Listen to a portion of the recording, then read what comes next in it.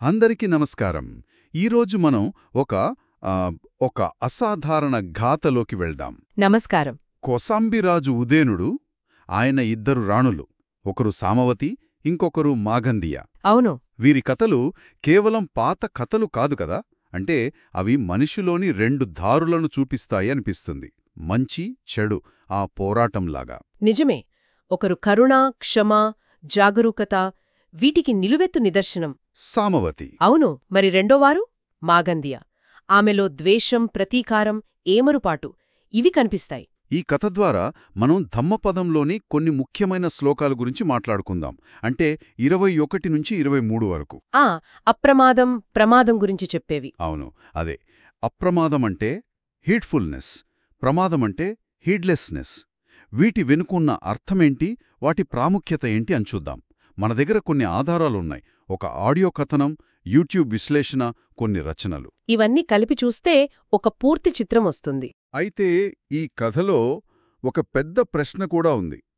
అదేంటంటే, ఇంత మంచి గుణాలున్న సామవతికి అంత ఘోరమైన ముగింపు ఎందుకొచ్చింది? ఆశ్చర్యంగా లేదా? అవును. అది చాలా మందికి వచ్చే సందేహమే. ఈ కథ కేవలం రాజభవన కుట్రల గురించి మాత్రమే కాదు.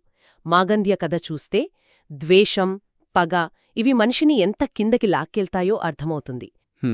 అదే సమయంలో సామవతి కథ క్షమ, అహింస, మైత్రీభావన, అంటే ఆ లవింగ్ కైండ్నెస్ అంటాం కదా. అవును. ఇంకా నిరంతరం సాధన చేయడం, ఇవి ఎంత కష్టంలో ఉన్నా చివరికి ప్రాణం పోయే స్థితిలో కూడా మనిషిని ఎంత ఉన్నతంగా నిలబెడతాయో చూపిస్తుంది. అంటే అప్రమాదం లేదా మైండ్ఫుల్నెస్ అనేది ఆచరణలో ఎంత శక్తివంతమైనదో తెలుస్తోందా? ఖచ్చితంగా. అది కేవలం ఒక పదం కాదు, ఆచరిస్తే జీవితాన్నే మార్చేస్తుంది. చాలా ఆసక్తికరంగా ఉంది. సరే, ముందుగా సామవతి నేపథ్యంతో మొదలు పెడదామా? ఆమె కథ ఎలా మొదలైంది? సామవతి భద్దవతి అని ఒక నగరం. బద్ధవతి. అక్కడ భద్దవతియ అనే కోశాధికారి కూతురు, అంటే ట్రెజరర్ అన్మాట. సరే. అవును, చాలా ఘోరంగా. దాంతో బ్రతుకు తెరువు కోసం తల్లిదండ్రులతో కలిసి కోసాంబి నగరానికి వలస బయలుదేరారు. కోసాంబికి అక్కడ వాళ్ళ నాన్న స్నేహితుడు ఉన్నాడన్నారు కదా, ఘోసకుడు అని. అవును, ఘోసకుడు. ఆయన కూడా పెద్ద కోశాధికారే. కాని విశేషమేంటంటే వీళ్ళిద్దరూ ఎప్పుడూ కలుసుకోలేదు. కేవలం ఉత్తరాల ద్వారా, వర్తకుల ద్వారా ఒకరి గురించి ఒకరు విని బహుమతులు పంపుకునేవారు. అప్పట్లో అలా ఉండేది మరి. సరే, ఈ వలస ప్రయాణం అది తేలిగ్గా జరుగుండదు కదా? అస్సలు కాదు. ఊహించుకోండి, దారిలో తిండి లేదు, నీళ్లు లేవు, ఆకలి, అలసట, ఎండ. వాళ్లు పూర్తిగా నీరసించిపోయారు. పాపం. ఎలాగో కష్టపడి కోసాంబి చేరుకున్నారు. అక్కడ నగరద్వారం దగ్గర ఒక సత్రం లాంటిది ఉంటే అందులో పడిపోయారు. అక్కడే తెలిసింది ఘోసకుడు రోజూ పేదలకు అన్నదానం చేస్తున్నాడని. సరే, ఆహారం కోసం వెళ్లారు. కాని తల్లిదండ్రులు కదలలేని స్థితిలో ఉన్నారు. దాంతో సామవతినే పంపించారు. ఒక్కతే వెళ్ళిందా పాప? అప్పుడేం జరిగింది? మొదటి రోజు వెళ్లి ముగ్గురికి సరిపడా ఆహారం తెచ్చింది. కాని వాళ్లు ఎంత ఆకలితో ఉన్నారంటే తండ్రిని ముందు తినమని బలవంతం చేస్తే ఆయన ఆత్రంగా ఎక్కువగా తినేశారు. అయ్యో! ఆ రాత్రే అజీర్తి చేసి చనిపోయారు. Oh no! రెండో రోజు ఇద్దరికోసం ఆహారం తెచ్చింది. తల్లిని తినమని బలవంతం చేస్తే ఆమె కూడా అదేవిధంగా మరణించారు. అంటే 2 రోజుల్లో తల్లిదండ్రులు ఇద్దరూ పోయారా? పాపం, ఆ అమ్మాయి అనాథైపోయింది. అవును, ఒక్కసారిగా అనాథ. ఊహించడానికి కష్టంగా ఉంది కదా. చాలా. మరి ఆమెను ఎవరు ఆదుకున్నారప్పుడు? మూడో రోజు ఇక తనొక్కదానికోసమే ఆహారానికి వెళ్ళింది. ఆ అన్నదానం చూసుకునే అతను మిత్త అనే ఒక గృహస్థుడు. మిత్త. ఆయన గమనిస్తున్నాడు ఈ అమ్మాయిని. 3 రోజులుగా వస్తోంది, ఆహారం పరిమాణం మారుతోంది అని. కొంచెం కఠినంగానే అడిగాడు, ఏమ్మా, ఇన్నాళ్లకి నీ కడుపు కొలత నీకు తెలిసిందా అని. అలా అన్నాడా? ఆమె జరిగిన కథంకా చెప్పింది కన్నీళ్లతో. అది విని ఆయన చాలా చలించిపోయాడు. క్షమించమని వేడుకుని వెంటనే ఆమెను తన కూతురుగా దత్తత తీసుకున్నాడు. అదృష్టం, ఆ మిత్త దయవల్ల బతికింది. సరే, ఆమెకు సామావతి అని పేరు ఎలా స్థిరపడింది? అందులో కూడా ఆమె తెలివుందంటారు. అవును, అది కూడా ఆసక్తికరంగా ఉంటుంది.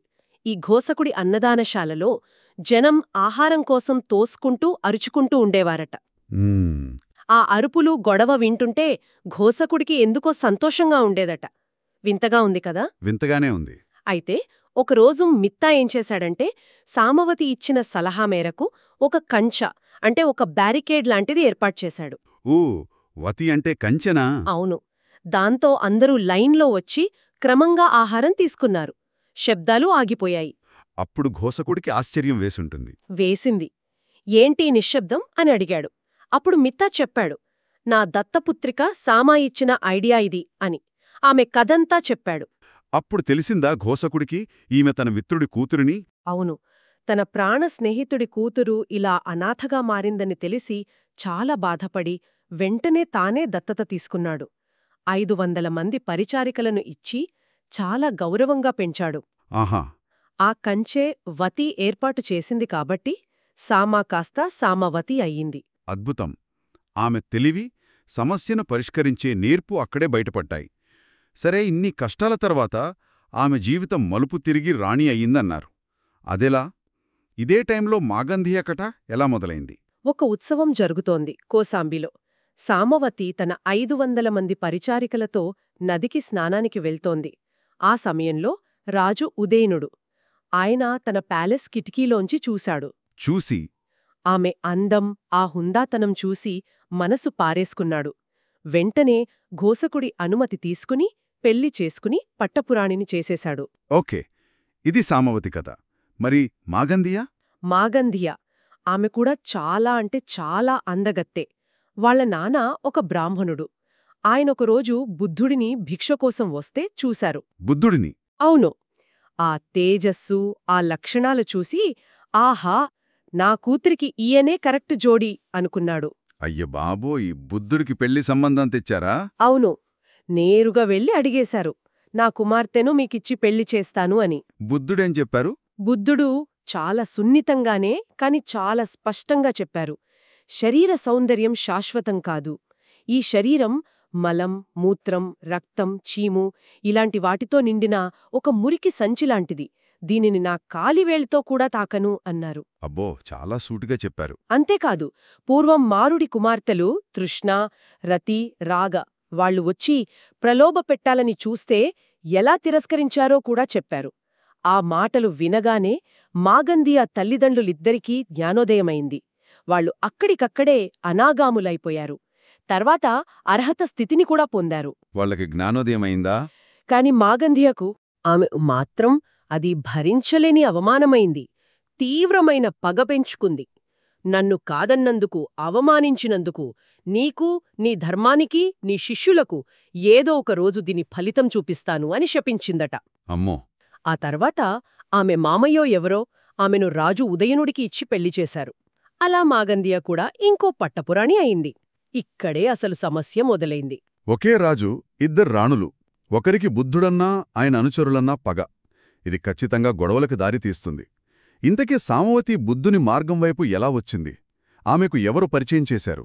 దానికి కారణం సామవతి దగ్గర పనిచేసే ఒక దాసి. ఆమె పేరు కుజ్జుత్తర. కుజ్జుత్తర. ఆమెకు గూని ఉండేదంటారు కదా? అవును, గూని ఉండేది. మొదట్లో ఆమె అంత నిజాయితీ పరురాలు కాదు. సామవతి రోజూ పూలు కొనమని 8 నాణేలిస్తే ఆమె 4 దొంగతనం చేసి 4 నాణేలకే పూలు తెచ్చేది. ఓ, అలాగా. కాని ఒకరోజు ఆమె పూలు కొనే వ్యాపారి ఇంటికి బుద్ధుడొచ్చారు భిక్ష కోసం. అక్కడ ఆయన చెప్పిన ధర్మం వింది. వినగానే మార్పొచ్చిందా? అక్కడికక్కడే. ఆ బోధన ఆమెను పూర్తిగా మార్చేసింది. ఆమె సోతాపన్న అయిపోయింది. అంటే జ్ఞానమార్గంలో మొదటి మెట్టు ఎక్కింది, నిబ్బాణ మార్గంలో ప్రవేశించింది అనమాట. సోతాపన్న అంటే ఆ క్షణం నుంచే ఆమె మారిపోయింటుందా? దొంగతనం మానేసిందా? సోతాపన్నులు అబద్ధం చెప్పలేరు, దొంగతనం చెయ్యలేరు, హింసించలేరు. అది వాళ్ల స్వభావం అయిపోతుంది. అందుకే ఆ రోజు 8 నాణ్యాలతో రెట్టింపు పూలు తీసుకువచ్చింది. సామవతికి ఆశ్చర్యం వేసుంటుంది. వేసింది. ఏంటి కుజుత్తరా, ఈరోజు పూలు డబలున్నాయి, నీ ప్రవర్తన కూడా తేడాగా ఉంది, ఏం జరిగింది అనడిగింది. కుజుత్తలా ఏమీ దాచకుండా జరిగినదంతా చెప్పి తన తప్పు ఒప్పుకొని క్షమించమని వేడుకుంది. మామూలుగా అయితే యజమానులు కోపడతారు, శిక్షిస్తారు. కాని సామవతి, ఆమె స్పందన వేరుగా ఉందంటారు కదా? అదే అద్భుతం. సామవతి ఆమెను తిట్టలేదు, శిక్షించలేదు. పైగా నువ్వు అమృతంలాంటి ధర్మాన్ని రుచి చూశావు, దానిని నాకు కూడా పంచు అనడిగింది. తన దాసినే గురువుగా స్వీకరించింది. అవును. ఆమెకు స్నానం చేయించి, మంచి బట్టలిచ్చి, ఒక ఎత్తైన పీఠం మీద కూచోబెట్టి, మాకు రోజూ నువ్వు నేర్చుకున్నది బోధించు అని కోరింది. తనకు తన 500 మంది పరిచారికలకు. నమ్మశక్యంగా లేదు. కుజ్జుత్తర రోజూ బుద్ధుడి దగ్గరికి వెళ్లడం, ధర్మం నేర్చుకోవడం, వచ్చి వీళ్లకి చెప్పడం. అలా కొన్నాళ్లకే ఆమె త్రిపిటకాలను కంఠతా పట్టేసింది. గొప్ప ధర్మబోధకురాలైంది. ఆమె వల్ల సామవతి, ఆ 500 మంది పరిచారికలు కూడా సోతాపన్నులయ్యారు. వావ్! ఈ విషయం మాగంధియాకు తెలిసి ఉంటుంది కదా. బుద్ధుడి మీద ఉన్న కోపం ఇప్పుడు సామవతి మీదకు మళ్ళీ ఉంటుంది. ఆమె కుట్రలు అప్పుడు మొదలయ్యాయా? ఖచ్చితంగా. సామవతి, ఆమె వాళ్లు బుద్ధుడి బోధనల వైపు వెళ్లడం మాగంధియాకు అస్సలు నచ్చలేదు. సామవతి మీద రాజుకు చెడు అభిప్రాయం కలిగించాలని కుట్రలు మొదలుపెట్టింది. ఏమేం చేసింది? మొదట మహారాజా, ఆ సామవతి, ఆమె చెలికత్తెలు గోడలకు కన్నాళ్లు పెట్టుకుని బయట తిరిగే సన్యాసులను చూస్తున్నారు అని చాడి చెప్పింది. రాజు నమ్మేడా? రాజు వెళ్లి చూశాడు ఆ కన్నాలు. కాని ఆయనకవి ధర్మం వినడానికి చేసుకున్నవేమో అనిపించింది. అందుకే వాటిని పర్మనెంట్ కిటికీలుగా మార్చమని ఆర్డరేశాడు. అంటే మొదటి ప్లాన్ ఫెయిల్. దాంతో మాగంధియా రెండో ప్రయత్నం చేసింది. ఇది ఇంకా మోసపూరితమైనది. కోడిపిల్లల కథ అదేనా? అదే. సామవతి వాళ్లు జీవహింస చెయ్యరని మాగంధియకు తెలుసు. అందుకే రాజుచేత 8 బ్రతికున్న కోడిపిల్లల్ని సామవతికి పంపించి వండమని చెప్పించింది. సామవతి ఒప్పుకోదు గదా? ఒప్పుకోలేదు. మేము ప్రాణం తీయలేము అంది. అప్పుడు మాగంధియా రాజుతో, సరే రాజా, మీకోసం కాకపోయినా కనీసం మీ గురువు గౌతముడు కోసం వండమని చెప్పండి అని సలహా ఇచ్చింది. ఓ, ఇక్కడేదో తిరగాసుంది. ఉంది. రాజు సరేనని ఆ కోళ్లను పంపేటప్పుడు మాగంధ్య చాటుగా వాటిని మార్చేసింది. బ్రతికున్న వాటి బదులు చచ్చిపోయిన 8 కోడిపిల్లల్ని పంపింది. అయ్యో! రాజా, మీ మాటంటే లెక్కలేదు, కాని ఆ సన్యాసి కోసం మాత్రం వండి పంపింది. మీకన్నా ఆయనే గొప్ప అన్నమాట ఆమెకు అని నిందవేసింది. రాజప్పుడైనా నమ్మాడా? ఈసారి కూడా రాజు పెద్దగా పట్టించుకోలేదు. సామవతి మీద ఆయనకు ఇంకా నమ్మకముంది. 2 ప్రయత్నాలు బెడుసుకొట్టాయి. ఇక మాగంధియా ఊరుకోదు కదా. చివరి అతి భయంకరమైన కుట్ర, వీణలో పాము. అవును, ఇది చాలా చాలా క్రూరమైన ఆలోచన. రాజుగారు సామవతి గదికి వచ్చే టైం చూసింది. రాజుకు ఇష్టమైన వీణ ఉంది కదా, దాని లోపల పళ్ళు పీకేసిన ఒక విషపు పామును పెట్టింది. పైన పూలతో కప్పేసింది. అమ్మో! రాజు వచ్చి వీణ వాయిద్దామని తీసుకోబోయాడు. అప్పుడే మాగంధియా ఆ పూలు తీసేసింది. వెంటనే పాము బుస్సుమని పడగ విప్పింది. ఇక అంతే. మాగంధియా లబోదిబోమంది. చూశారా, సామవతి మిమ్మల్ని ఇలా పాముతో కాటు వేయించి చంపాలని చూస్తోంది అని అరిచింది. ఈసారి రాజుకు ఎలా ఎదుర్కొంది? రాజుకు పిచ్చెక్కినంత పనేయింది. సామవతిని ముందు నిలబెట్టాడు. ఆమె వెనుక ఆ 500 మంది పరిచారికలను లైన్లో నిలబెట్టాడు. తన దగ్గరున్న అత్యంత పవర్ఫుల్ విల్, విషపు బాణం తీశాడు. ఓ గాడ్! అందర్నీ చంపాలనుకున్నాడా? అవును. ముందు సామవతిని, తర్వాత అందర్నీ ఒక్కొక్కరిగా చంపాలని ఫిక్స్ అయ్యాడు. అక్షణం. అది ఎంత భయంకరంగా ఉండి ఉంటుందో. అప్పుడు సామవతి తన పరిచారికలతో అంది, సోదరీలారా, మనల్ని చంపడానికి సిద్ధంగా ఉన్న రాజుమీద కాని, మనకు ఈ గతి పట్టించిన మాగంధియా మీద కాని ఎవ్వరిమీద కోపం, ద్వేషం వద్దు. అందరి పట్ల, రాజుతో సహా సర్వప్రాణుల పట్ల స్వచ్ఛమైన మైత్రీభావనను పంపుదాం అని చెప్పింది. మైత్రీభావన? ఆ స్థితిలోనా? అవును. అందరూ కలిసి ప్రశాంతంగా మైత్రీధ్యానం మొదలుపెట్టారు. కేవలం ధ్యానంతో, మైత్రీభావనతో బాణాన్ని ఆపగలరా? తర్వాతేం జరిగింది? ఇది నమ్మడం కష్టంగా ఉంది. బౌద్ధ గ్రంథాల్లో అలాగే ఉంది. వాళ్లు అంత ఏకాగ్రతతో మైత్రీభావనను పంపేసరికి ఆ శక్తికి రాజు వదిలిన బాణం అది సామవతి వైపు వెళ్లలేదట. ఆగిపోయిందా?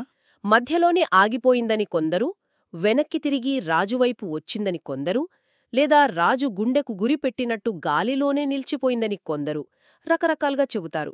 ఏదైతేనేం ఆ అద్భుతం చూసి రాజు షాకయ్యాడు. ఊహించని పరిణామం. భయంతో వణికిపోయి, విల్లంబులు పడేసి, నేరుగా వెళ్లి సామవతి కాళ్లమీద పడి క్షమించమని వేడుకున్నాడు. ఆమె అమాయకత్వం, ఆమె స్థైర్యం, ఆమె మైత్రీశక్తి అన్నీ ఆయనకు అర్థమయ్యాయి. మరి సామవతి అంత చేసిన రాజును క్షమించిందా? ఆమె చాలా హుందాగా, రాజా, మీరు నన్ను కాదు క్షమించమని అడగాల్సింది, ఈ ధర్మాన్ని మాకు నేర్పిన నా తండ్రిలాంటి బుద్ధ భగవానుడిని అడగండి అంది. వావ్! దాంతో రాజు బుద్ధుడిని శరణు పొందాడు. అంతేకాదు, సామవతి కోరిక మీదట బుద్ధుడిని, ఆయన శిష్యులను ఎప్పుడైనా అంతఃపురానికి పిలిచి భోజనం పెట్టి ధర్మం వినడానికి పూర్తి స్వేచ్ఛ ఇచ్చాడు. ఇది మాగంధియకు పెద్ద దెబ్బే కదా.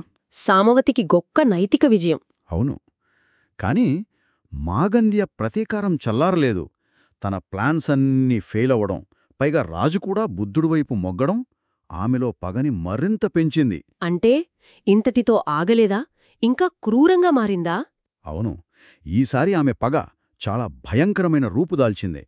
సామవతిని, ఆమె పరిచారికులను పూర్తిగా లేకుండా చేయాలని నిర్ణయించుకుంది. ఏం చేసింది? తన బంధువు, అంటే మామ అనుకుంటా, ఆయన సహాయంతో ఒక ప్లాన్ వేసింది. సామవతి, ఆమె పరిచారికులుండే భవనం, అది ఎక్కువగా చెక్కతో కట్టిందే. ఓకే. దాని చుట్టూ రహస్యంగా నూనెలో ముంచిన గుడ్డలమర్చింది. ఒకరోజు వాళ్ళందరూ లోపల ఉన్నప్పుడు బయటనుంచి తలుపులన్నీ గట్టిగా మూసేసి నిప్పంటించేసింది. అయ్యో, అంతపురానికే నిప్పు పెట్టిందా? మరి వాళ్ళు ఆ మంటల్లో చిక్కుకున్నారా? అప్పుడేం చేశారు? భయపడుంటారు కదా. అమోవతి తన వాళ్లతో, చూడండి, ఇది కూడా అనిత్యమే. ఈ శరీరం కాలిపోతోంది. ఈ బాధను కూడా గమనిస్తూ ఉండండి. మన ధ్యానం కొనసాగిద్దాం. ఏమరుపాటు వద్దు అని చెప్పింది. మరణం ముందు కూడా ధ్యానమా? అవును. భయం లేదు, ద్వేషం లేదు. ప్రశాంతంగా వాళ్ల విపశ్యనా ధ్యానం కొనసాగించారు. ఆ స్థితిలోనే, అంటే శరీరం కాలిపోయేలోపే, వాళ్లలో కొందరు సకదాగాములు, మరికొందరు అనాగాములు అయ్యారట. సకదాగామి, అనాగామి అంటే సోతాపన్న తర్వాత స్థితులా? అవును. సోతాపన్న మొదటి మెట్టు. సకదాగామి అంటే ఇంకొక్కసారి మాత్రమే ఈ మనుష్యలోకంలో పుడతారు. అనాగామి అంటే ఇక ఈ లోకంలో పుట్టరు, పైలోకాల్లో పుట్టి అక్కడే నిబ్బాణం చెందుతారు. నిబ్బాణానికి చాలా దగ్గరి స్థితులవి. అంటే వాళ్ళు చనిపోయే ముందే అంత ఉన్నత స్థితులు పొందారన్నమాట. సరే, ఈ ఘోరం గురించి రాజు ఉదయనుడికి తెలిసి ఏం చేశాడు? ప్రతీకారం తీర్చుకున్నాడా? ఆ ప్రతీకారం కూడా చాలా భయంకరంగా జరిగిందంటారు. రాజుకు విషయం తెలిసి కుప్పకూలిపోయాడు.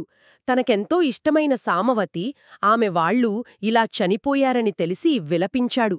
ఇది ఖచ్చితంగా మాగంధ్య పనే అని అర్థమైంది. కాని ఆమె ఒప్పుకుంటుందా? ఒప్పుకోదు. అందుకే రాజు ఒక నాటకమాడాడు. మాగంధ్య దగ్గరికి వెళ్ళి, అబ్బా, సామవతి పోయింది, నాకెంత సంతోషంగా ఉందో. అది బతికుంటే నాకెప్పుడూ భయమే. ఈ మంచి పని ఎవరు చేశారో కాని వాళ్ళకి నా బంధువులతో సహా సర్వమిచ్చేస్తాను అని అన్నాడు. మాగంధ్య నమ్మేసిందా? నమ్మేసింది. రాజు నిజంగానే సంతోషంగా ఉన్నాడనుకుని, మహారాజా, వేరే ఎవరో కాదు, ఇది నేనే చేయించాను, నా బంధువుల సాయంతో, మీ శత్రువుని నేనే తీసేశాను అని గర్వంగా చెప్పేసుకుంది. దొరికిపోయింది. వెంటనే రాజు అసలు రూపం చూపించాడు. ఆమెకు సాయం చేసిన బంధువులందర్నీ పట్టించాడు. వాళ్లకిచ్చిన శిక్ష అది వినడానికే చాలా ఘోరంగా ఉంటుంది. ఎలా శిక్షించాడు? ఆ ఆధారాల ప్రకారం బంధువులనేమో నడుము వరకు భూమిలో పూడ్చి, పైన గడ్డివేసి నిప్పంటించి, ఆ తర్వాత వేడి ఇనుపనాగలితో దున్నించాడట. బాబోయ్! మనం కేవలం ఆ గ్రంథాల్లో ఉన్న సమాచారాన్ని చెప్తున్నామంతే. ఆనాటి శిక్షలు ఎంత తీవ్రంగా ఉండేవో, ద్వేషం ఎలాంటి పర్యవసానాలకు దారితీస్తుందో చూపించడానికి కావచ్చు. ఒకవైపు సామవతి ఉన్నత స్థితులు పొందిన అగ్నికి ఆహుతైంది. మరోవైపు మాగంధియ క్రూరత్వానికి అంతే ఘోరమైన మరణం. ఈ సంఘటనల తర్వాత భిక్షువులు వీటి గురించి మాట్లాడుకుంటుంటే బుద్ధుడు ధమ్మపదంలోని 21, 22, 23 శ్లోకాలు చెప్పారన్నారు. అవేంటి? ఈ కథకవి ఎలా సరిపోతాయి? తప్పకుండా. మొదటిది 21వ శ్లోకం. అప్పమాదో అమత పదం, పమాదో మచ్చునో పదం. అప్పమత్తా నమీయంతి, ఏ పమత్తా యథామథ. దీని అర్థం? అప్రమాదం అంటే జాగరూకత, మైండ్ఫుల్నెస్. ఇది అమృత పదానికి, అంటే నిబ్బాణానికి, చావులేని స్థితికి దారి. ప్రమాదమంటే ఏమరుపాటు, అజాగ్రత్త. ఇది మృత్యువుకు, అంటే మళ్లీ మళ్లీ పుట్టే సంసార చక్రానికి, దుఃఖానికి దారి. అప్రమత్తులు అంటే జాగరూకతతో ఉన్నవాళ్లు మరణించరు, అంటే ఆధ్యాత్మికంగా పునర్జన్మల నుంచి విముక్తి పొందుతారు. ప్రమత్తులు అంటే ఏమరుపాటుతో ఉన్నవాళ్లు బ్రతికున్నా కూడా చచ్చినవాళ్లతో సమానం, వాళ్ల జీవితం వృధా అన్నమాట. ఇది సామవతికి మాగంధియాకు అక్షరాల సరిపోతుంది కదూ. వాళ్ళ జీవితాలే దీనికి ఉదాహరణ. ఖచ్చితంగా. సామవతి సంపదలో, కష్టంలో, చివరికి మంటలలో కాలుతున్నా ప్రతీ క్షణం అప్రమత్తంగా ఉంది. మైత్రీ ధ్యానంలో ఉంది. అందుకే ఉన్నత స్థితులు పొందింది, ఆధ్యాత్మికంగా మరణించలేదు. మరి మాగంధియ? ఆమె పూర్తిగా ప్రమాదంలో మునిగిపోయింది. ద్వేషం, పగ, అజ్ఞానం, ఏమరుపాటు. రాణిగా బతికినా ఆమె మానసికంగా, నైతికంగా చచ్చిన దానితో సమానమే. చివరికి శారీరకంగా కూడా ఘోరమైన మరణం పొందింది. ఇక రెండోది మూడోది కూడా ఈ అప్రమాదం గురించేనా? అవును, 22వ శ్లోకం ఏం చెబుతుందంటే, ఈ అప్రమాదం, ప్రమాదం మధ్య తేడా తెలుసుకున్న జ్ఞానులు ఆ అప్రమాదంలోనే ఉంటారు. అందులోనే ఆనందిస్తారు. ఆర్యుల మార్గంలో, అంటే ఉన్నత ఆధ్యాత్మిక మార్గంలో నడుస్తారు. సామవతి, కుజ్జుత్తర వాళ్ల పరిచారికలు ఇదే చేశారు. ఇక 23వ శ్లోకం. నిరంతరం ధ్యానం చేసేవాళ్లు, ఝాయినో, ఎప్పుడో జాగరూకతతో, సాతికత, స్థిరంగా గట్టి ప్రయత్నం చేసేవాళ్లు, నిత్యం దళ్హ పరాక్రమ. అలాంటి ధీరులు బంధ విముక్తి అయినా గొప్పదైన నిబ్బాణాన్ని పొందుతారు అని చెబుతుంది. సామవతి వాళ్లు చివరి క్షణం వరకు అదే ప్రయత్నం చేశారు. అంతా బాగానే ఉంది. కాని ఆ ప్రశ్న మళ్ళీ వస్తుంది. ఇంత మంచిగా, అప్రమాత్తంగా ఉన్న సామవతి అంత దారుణంగా అగ్నిలో ఎందుకు చనిపోవాలి? ఆమె పుణ్యానికి మంచి జరగాలి కదా. కర్మసిద్ధాంతం దీన్నెలా వివరిస్తుంది? మంచి ప్రశ్న. భిక్షువులు కూడా ఇదే అడిగారు బుద్ధుణ్ణి. అప్పుడు బుద్ధుడు వాళ్ల సందేహం తీర్చారు. దీని వెనుక ఒక బలమైన పూర్వజన్మ కర్మ ఉంది అన్నారు. పూర్వజన్మ కర్మ? ఏం జరిగిందట? ఆమె 500 మంది పరిచారికలు కలిసి ఒక పచ్చేక బుద్ధుడు, అంటే స్వయంగా జ్ఞానం పొంది ఇతరులకు బోధించని బుద్ధుడు, ఆయన ధ్యానంలో ఉన్న చోటికి విహారయాత్రకు వెళ్లారు. సరే.